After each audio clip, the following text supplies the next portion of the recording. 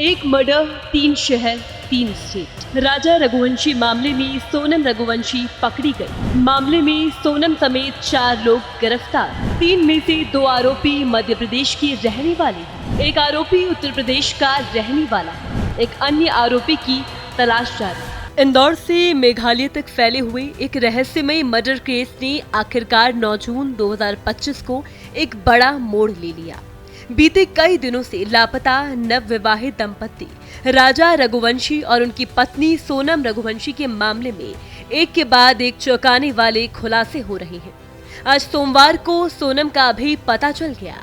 उसने उत्तर प्रदेश के गाजीपुर के एक ढाबे से अपने घर फोन किया और बताया कि वो वहां पर है। उसके बाद धड़ाधड़ नए खुलासे होते गए। आइए सिलसिलेवार इस पूरे मर्डर केस पर एक सरसरी नजर डालते हैं। 11 मई को राजा और सोनम की शादी हुई। 20 मई को इंदौर से हनीमून पर गए। 23 मई को शिलोंग के लिए रवाना हुए।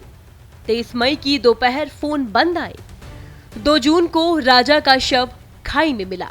9 जून को सोनम गाजीपुर से मिली। दरअसल राजा रघुवंशी और सोनम की शादी 11 मई को इंदौर में हुई थी। शादी के कुछ ही दिन बाद 20 मई को दोनों हनीमून के लिए मेघालय रवाना हुए। लेकिन वहां पहुंचने के बाद दोनों का अपने परिवारों से कोई भी कांटेक्ट नहीं हुआ, जिससे परिजनों की चिंता बढ़ गई। जब लंबे समय तक कोई जानकारी नहीं मिली तो परिजनों ने पुलिस में शिकायत दर्ज कराई। मेघालय पुलिस ने तेजी से जांच शुरू की और सीसीटीवी फुटेज खंगाले। कुछ दिन बाद दंपति द्वारा किराए पर ली गई स्कूटी बरामद हुई। फिर 28 मई को जंगल से 2 लावारिस बैग मिले, जिन्हें सोनम के भाई और राजा की मां ने पहचान लिया। 2 जून को मेघालय के विजाडोंग इलाके के जंगलों से राजा रघुवंशी का शव बरामद हुआ। उसकी पहचान शरीर पर बने टैटू से हुई। शव के पास एक टूटी मोबाइल स्क्रीन और एक सफेद शर्ट भी मिली। पोस्टमार्टम रिपोर्ट में यह साफ हुआ कि राजा की मौत हादसा नहीं बल्कि एक हत्या थी। राजा की मौत के बाद सोनम की तलाश में पुलिस जुटी रही। किसी को अंदेशा नहीं था कि वो जिंदा है, लेकिन आज 9 जून को अचानक सोनम ने उत्तर प्रदेश के गाजीपुर जिले के एक ढाबे से अपने घर पर फोन किया और अपनी लोकेशन बताई।